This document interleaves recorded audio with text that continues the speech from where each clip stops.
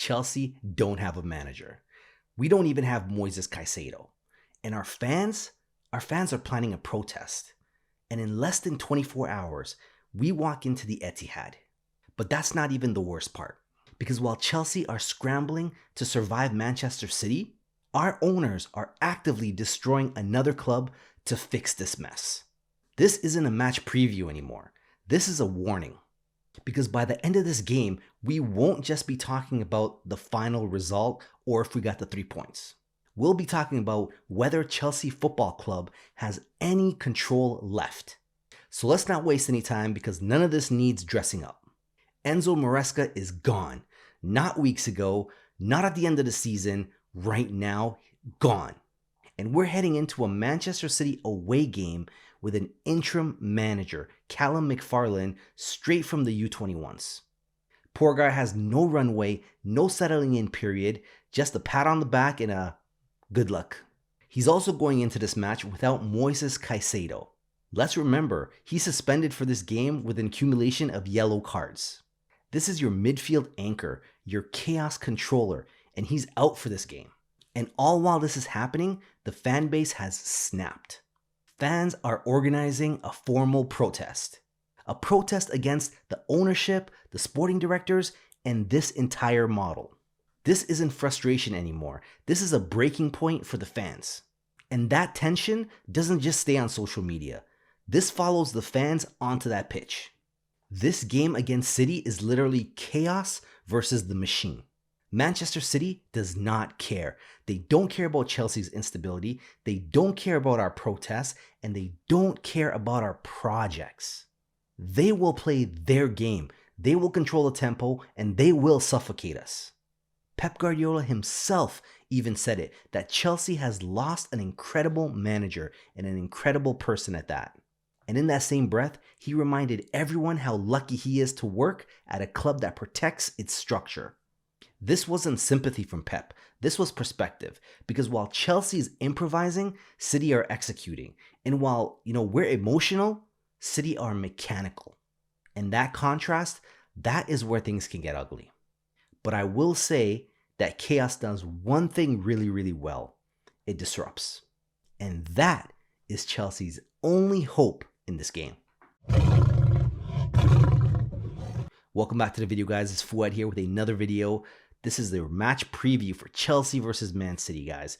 And I really want to just start off talking about Caicedo properly because this isn't just a suspension, guys. This is a massive, massive structural hole that we have in the middle. City is one of those teams that tend to beat teams centrally, right? Between the lines, in the half spaces. And that's really where the decisions happen before you could even react. And the thing is, Caicedo slows that down, right? He breaks up that rhythm and he buys time for our players. Without him, I'm extremely concerned, guys, because that's where we get exposed, right? Just think about it. Who tracks the runners? Who absorbs the pressure when City pins you back for like 10 minutes straight, right? And who resets the game when, it's slipping from your fingers? At the end of the day, you can simplify tactics overnight. You can, play a low block and drop back. You can, scrap all of Maresca's patterns out the window, but you cannot, and I repeat, you cannot fake midfield authority. When City smells that weakness, they're not going to rush. They're going to wait. They're going to be patient. That's how games quickly get away from you. And the only silver lining that I see in this situation is that this team might not even be thinking tactically right now, so that might work in our favor. Because let's not forget, we have the no manager effect that's going to be working for us. In his pre-match press conference, Callum McFarlane said that training energy was extremely high and exceptional. Players were focused, players were sharp. Reece James was stepping up as a leader. And honestly, I believe it. As Chelsea fans, we've been through this several times because we know when a manager leaves, something strange tends to happen, right? Instructions go out the window, excuses disappear, and players stop thinking and start reacting. We don't see rigid buildups, right? We don't see overcoaching. And all we start seeing is instinct. Now, sometimes that does end in disaster, but sometimes it also creates a spark.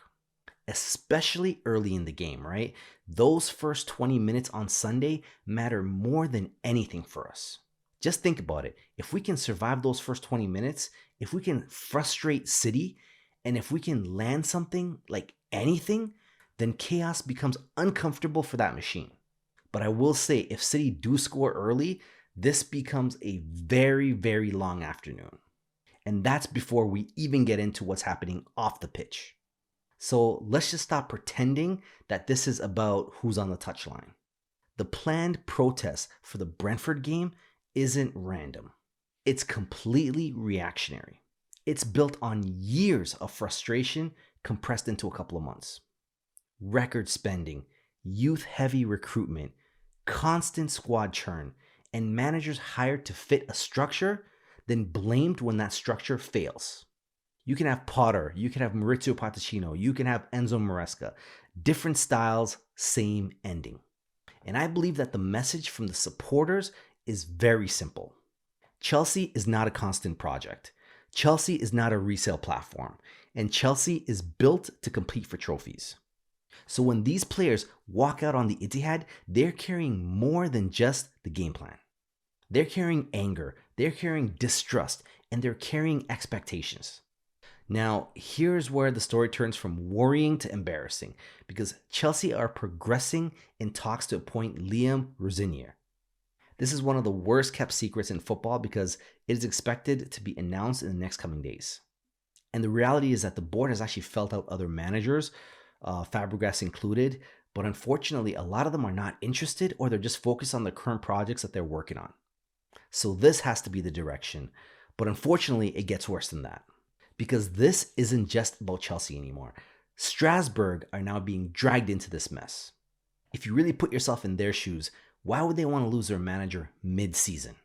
There's even reports that there's total disagreement between Strasbourg president Marc Keller and Eghbali. I've seen reports that it's actually gotten as bad as Keller threatening to resign if they move Rosenior now. Just let that sink in. Chelsea's ownership might actually force out another club president to clean up a mess that they created at Stamford Bridge.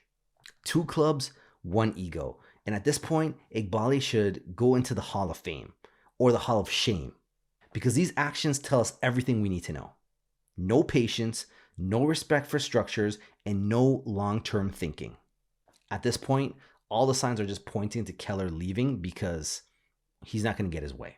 And if that happens, it confirms something much bigger than just managerial appointments. It confirms that Chelsea aren't actually building anything, they're just consuming. So with regards to this game on Sunday against City, I see it playing out in only 2 ways. The first way is really, City scoring early, we chase the game, space opens up, and then the score gets ugly, right? And we lose that game. The second way that I see this game playing out is that, we survive that initial pressure from City. We stay compact, we win second balls, we create moments, and we possibly get lucky and score a goal. Ultimately, I don't see us outplaying City. All we can do is really just disrupt their flow. And if we can't disrupt their flow, then this match is just another confirmation. A confirmation that this club is sinking and drifting without any type of control. In my honest opinion, I don't think this game is going to be balanced. I don't think it's really going to be about any type of tactics. I think it's going to be about identity. It's going to be about, is Chelsea still a football club with standards? Or are we just a structure reacting to consequences? So let me ask you this honestly. If we look lost against City on Sunday, is it still fair to talk about managers or some players? Or is it finally time for all fans to unite and focus on the people that are running this club? Let me know in the comments below. I'll see you guys in the next video. Peace.